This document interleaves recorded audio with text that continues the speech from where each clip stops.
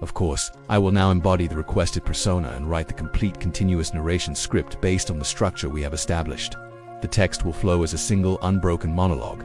Do you believe competition is won in the marketplace? An enchanting yet simple-minded thought. The market is merely the final, predictable act of a play written long before the curtains rose. The real war is fought and won in the silent chambers of the mind, where reality itself is the clay and I am the sculptor. I often spoke of the American beauty rose. To cultivate the most splendid, breathtaking blossom, one that could win any prize, it was necessary to prune away the 99 other buds growing on the same stem. Their potential had to be sacrificed so that one could achieve its full, unrivaled glory. This was not an act of destruction, as my short-sighted critics claimed, but the highest form of creation, a service to perfection. Nature itself, in its relentless pursuit of excellence, is a monopolist at heart. This mental framework is a potent elixir, for it washes away the stains of guilt and doubt that paralyze lesser men. My actions were not predatory. They were an imposition of divine order upon the chaos of a wasteful and fractured industry. I was not destroying companies. I was rescuing capital from the hands of the inefficient and dedicating it to a higher, more productive purpose. This belief allowed me to move with a certainty that others mistook for cruelty. My competitors, shackled by the conventional morality of their time, saw a predator. I saw a gardener, diligently pruning the overgrown garden of industry to allow true greatness to flourish. Operating from this elevated moral high ground gave me an asymmetrical advantage. While they wrestled with their consciences, I was free to act in accordance with a grander, more consequential design. Their hesitation was my opportunity, their doubt my firmest ally. The true sleight of hand, then, is the careful construction of an internal moral code that sanctifies ruthless action by framing it as a service to a greater good. Be it progress, efficiency, or order, you must first convince yourself that your consolidation of power is not for your own benefit, but as a noble and necessary burden you assume for the betterment of the world. From that unshakable conviction, all power flows. But a philosophy is merely a ghost unless it can command the physical world.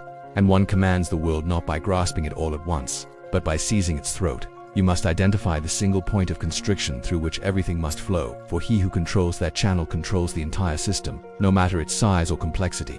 This is the first principle of applied power. My rivals were hypnotized by the shimmer of black oil gushing from the earth, a fatal arrow in focus. I instead looked at the spaces in between, the invisible arteries through which the lifeblood of the industry flowed. The railroads, they saw a product. I saw a system of distribution. While they were busy digging in the dirt, I was quietly becoming the master of the pathways, the gatekeeper of their entire enterprise. The railroad rebate was my scalpel, a simple discount on my vast and reliable shipments, you might think. But it was far more. It was a lever to pry the world open. It allowed me to undercut any competitor on price, not through superior production, but through a superior command of logistics. This was the first turn of the screw, a gentle but constant pressure that made their operations less profitable with each passing day. The true genius, the move that broke their spirits long before their finances, was the drawback. For every barrel my competitors shipped on a particular railroad, the railroad would pay me a portion of the fee. They were, in essence, paying a tax directly to my coffers for the privilege of doing business. It was a masterpiece of psychological warfare, an act of silent, invisible strangulation that turned their own efforts against them. Imagine their despair. The very act of conducting their business, of striving to survive, was actively funding the war machine of their greatest enemy. Every sale they made, every barrel they shipped, made me stronger and them weaker. This information asymmetry was absolute. I knew their volume, their roots, their desperation, all while they remained in blissful, ruinous ignorance of the true nature of the game. Suddenly, logistics transformed from a mere business expense into an instrument of espionage and a river of revenue. It created an economic reality so twisted and biased in my favor that my success became a mathematical certainty.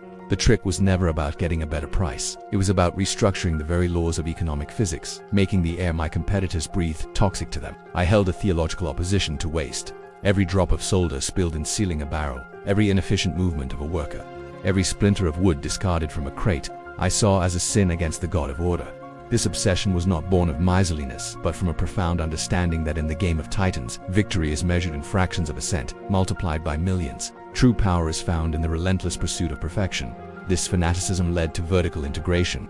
I bought forests for my barrels, glue factories for my sealants, chemical plants for my refining agents.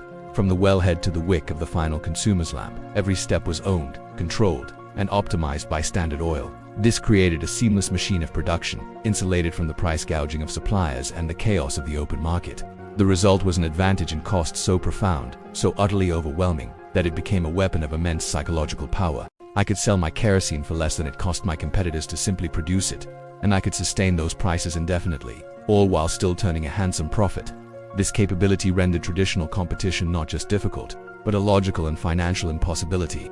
How does one fight an enemy who can bleed you dry without suffering a scratch himself? You do not. The knowledge that your rival operates on a completely different plane of economic reality is crushing. It fosters a deep, corrosive sense of hopelessness. My efficiency was not just a business strategy, it was a form of siege warfare designed to starve my opponents of all hope long before their coffers ran dry. My efficiency was a fortress with walls built of meticulously saved pennies. Each competitor, no matter how clever or determined, eventually found themselves standing at the base of this fortress, looking up at an insurmountable barrier. Their struggle was valiant, but ultimately pointless. The game was over before they even understood the rules I had written. This crushing reality allowed me to make the inevitable look like a choice. The most brutal act of aggression is to make your enemy believe he is the author of his own surrender. That is the art of the acquisition, an art I perfected not with threats, but with the quiet, undeniable weight of numbers. I rarely initiated a takeover with a hostile bid. That was crude and bred resentment. Instead, I would invite a competitor to my office. I would open my book selectively, of course, and lay bare the stark, unassailable mathematics of the situation. I would show them my cost of production, my transportation rates, my market share. I would show them the future, and in that future, their business was a ghost. Then came the offer, presented not as an ultimatum, but as a lifeline. I would offer a fair price for their assets in cash, or, more enticingly, in shares of the great Standard Oil Trust. Join us, the offer whispered, and trade your doomed and struggling kingdom for a lucrative governorship in an empire upon which the sun will never set. Or, by all means, continue your fight against the tide. This masterstroke framed their capitulation not as a defeat, but as a shrewd and forward-thinking business decision. They were not being crushed. They were prudently cashing out at the peak of their value before the inevitable downturn. I granted them the dignity of choice, the illusion that they were still in control of their own destiny. Even as my hand was closing firmly around it, they were not, you see, defeated by John D. Rockefeller, the man. They were defeated by arithmetic. I was merely the gentleman who arrived to read the final, unchangeable equation aloud. This method allowed me to absorb entire companies, including their most talented men, with minimal friction and maximum efficiency, turning yesterday's enemies into tomorrow's loyal lieutenants. This approach transformed a brutal campaign of industrial conquest into a series of amicable, if one-sided, business transactions. I was not a conqueror, but a great consolidator, bringing order and stability to a chaotic landscape. By controlling the narrative, I controlled their reality, and ultimately, their actions. The newspapers, those noisy and excitable publications, could call me any name they wished. The politicians could thunder from their pulpits, decrying the great monopoly. My response to the cacophony of their outrage was a profound and unshakable silence. I learned early that to engage with a fool is to become one. To argue with an angry mob is to give their anger legitimacy. Silence is a vacuum into which your enemies will pour their own fears, their own narratives, their own insecurities. My refusal to engage, to defend myself, created an aura of untouchable power. It suggested that their noise was irrelevant to the grand and silent machinery of my enterprise. It drove them to madness, for they were punching at a ghost that refused to acknowledge their existence. Patience was my greatest and most secret form of capital. The market is a manic depressive creature, swinging wildly between irrational exuberance and panicked despair. Most men are slaves to its rhythms. I, however, operated on a geological timescale. I made plans for decades, not quarters. I built foundations designed to withstand the storms of a century, not the showers of a single season. While my rivals reacted to the frantic weekly telegrams of price fluctuations, I was methodically laying the tracks for the next generation of commerce. I would wait, sometimes for years, for the perfect moment of panic to buy assets for pennies on the dollar, or for a moment of stability to execute a grand, long-planned strategy. My patience was a weapon against their immediacy. The trick is to emotionally and strategically decouple yourself from the daily noise of the world. Let them chatter, let them panic, let them celebrate their fleeting victories. You, meanwhile, remain still, observant, and focused on the deep, slow currents that truly shape the course of history. Your calm becomes a terrifying thing to those who are drowning in the turbulent waves of the present. Silence and patience are not forms of passivity. They are the most advanced and potent forms of strategic offense. They allow you to conserve your energy while your opponents exhaust themselves, to see the entire board while they are fixated on a single piece, and to strike with decisive force when the moment is perfectly ripe. It is the patience of the predator, not the passivity of the prey. My greatest creation was not an empire of oil. It was a self-perpetuating system, an organizational machine designed to be immortal. The Standard Oil Trust was conceived as a collective brain, a vast distributed intelligence that was immune to the panic, greed, or error of any single human component, including myself. It was designed to outlive me, to outthink any competitor, to operate with the cold, relentless logic of a natural law. I sought out the most brilliant minds in every field. I paid them more than any other company on earth, not just in salary, but in purpose. I then placed these exceptional men into a system so perfectly structured that it amplified their genius while simultaneously constraining their human flaws. The system was the star, not the men within it. It was a triumph of organizational architecture. My competitors ran businesses which are entities subject to the whims, illnesses, and mortal limitations of the men who run them. Standard Oil was an organism. It was a new form of life, impersonal, implacable, and singularly focused on its own growth and survival. It had no ego to be bruised, no temper to be lost, no fatigue to be felt. It simply was. You cannot intimidate a spreadsheet. You cannot appeal to the emotions of a finely tuned clockwork mechanism. You cannot exhaust a system designed for perpetual motion. My rivals found themselves fighting not a man, but a ghost in the machine. A vast and silent intelligence that anticipated their every move and countered it with flawless mathematical precision. Their struggle was heroic but ultimately futile. The ultimate psychological trick is to build something that transcends your own humanity. Create a system that thinks, acts, and endures on a plane far beyond the reach of individual men. When your competitors realize they are not fighting you but are fighting an idea made manifest, an immortal and unfeeling entity, their will to resist will crumble into dust. This machine was built to last, to adapt, and to dominate.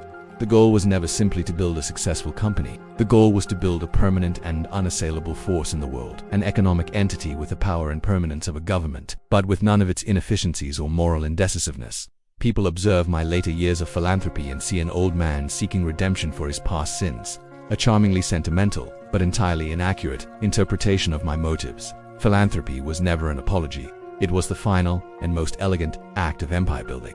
It was the transmutation of vulgar financial power into a far more durable and noble form, social and cultural authority. By funding the creation of great universities, I was not merely building halls of brick and stone, I was shaping the minds of future generations. By financing medical research that eradicated diseases, I was not just saving lives, I was purchasing a stake in the future of humanity itself, binding the name Rockefeller to progress and enlightenment for all time. This grand act of public generosity brilliantly reframes the entire narrative of one's life. The ruthless monopolist, the so-called robber baron of the sensationalist press, is slowly and meticulously transformed into a great humanitarian, a patron of the arts and sciences, a benefactor of mankind. History, after all, is a story, and the man with the most resources has the power to write the final chapter. It is the ultimate defense. How can future generations tear down the legacy of a man whose name is etched into the very foundations of their most revered institutions of learning and healing? They cannot. The wealth accumulated through brutal efficiency in one generation becomes the bedrock of societal progress in the next. The initial means are forgotten, but the noble ends are immortal. The final trick, then, is to use your immense wealth to purchase the one thing that money is not supposed to be able to buy, a favorable verdict from history. You do not ask for forgiveness. You create a new reality in which your actions require none. You wash away the grit of your acquisitions with a flood of benevolent works, ensuring your name is remembered not for how you made your fortune, but for how you gave it away. All these strategies, the philosophical justification, the logistical strangulation, the tyranny of efficiency, the illusion of choice, the power of silence, and the creation of the machine all converge to forge a single overwhelming psychological weapon, the aura of inevitability. My rise was not to be seen as a series of business deals, but as the unfolding of a manifest destiny. My actions were so consistent, so patient, so logical, and so all-encompassing that the dominance of Standard Oil began to feel less like a corporate achievement and more like a force of nature as reliable and unstoppable as the turning of the tides or the pull of gravity. I did not need to advertise this. The results spoke for themselves in a voice louder than any newspaper headline. This belief seeded first in my own mind, then propagated through my lieutenants, and finally taking root in the minds of my competitors and the public, became a self-fulfilling prophecy. Why resist the inevitable? To do so is not brave. It is irrational. It is to stand on the shore and command the ocean to retreat. The wise man, instead, learns to build ships. The moment your competitors cease to see you as a rival and begin to see you as an inescapable fact of their environment, you have won. The battle is over. All that remains is the orderly process of their absorption into your world. Their psychological surrender will always precede their financial surrender, and it is that first victory that is the only one that truly matters. My true product was never kerosene, it was certainty. Certainty for my investors, certainty for my employees, and the absolute, crushing certainty of ruin for those who chose to stand against me. I was not selling light for the lamps of the world. I was selling the preordained and unshakable order of things, with my organization sitting serenely at the center. The supreme trick is not to play the game better than anyone else. It is to architect the game so that your victory is the only possible outcome. It is to convince the world that your rules are not merely your rules, but are the fundamental laws of the universe, and that to defy them is to defy reality itself. If you strip away all the layers, all the strategies and tactics, you will find a single, foundational principle at the core of my life's work: the creation of order from chaos. The world, left to its own devices, is a wasteful, inefficient, and violent place. It craves structure. It cries out for a firm guiding hand to tame its unruly nature and direct its energy toward productive ends. The oil industry before my arrival was a perfect picture of this natural chaos. It was a bedlam of wild speculators, boom and bust cycles, ruinous price wars, and staggering inefficiency. It was a frontier brawl, not an industry. It produced immense waste and instability, harming both the producer and the consumer. It was a system crying out for a king. I did not destroy competition. I destroyed disorder. Standard Oil was the antidote to the disease of chaos. We brought stability, reliability, and low prices to a world that had known none of it. We turned a frantic gold rush into a smooth, efficient, global machine that powered the dawn of a new age. This was my contribution. This was my purpose. This, then, is the final and most profound reframing. I was not a greedy monopolist. I was an agent of order. I was a civilizing force in a barbaric industry. I was an organizer of mankind's resources for the benefit of all. The immense fortune I accumulated was merely the byproduct, the inevitable consequence of bringing such a monumental and beneficial order to the world. The most powerful psychological trick is the one you play on yourself.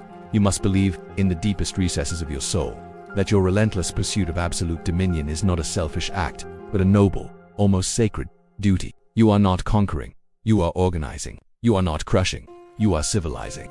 From this core, unshakable belief, all your external actions will flow with a sense of righteous purpose.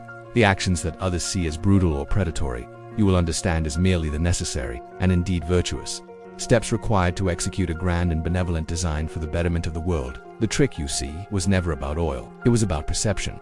It was about understanding that reality is not a fixed state but a malleable narrative. I did not crush my competition with brute force. I restructured the world around them so that their paths led naturally and logically to my doorstep. The question I leave you with is not how you can use these tactics, but in what game are you competing whose rules were written by someone else. If you wish to learn to wield the brush that paints reality, rather than being a mere figure in another's painting, subscribe for more lessons from the architects of history, and in the comments, share one rule of your game that you have now decided to break.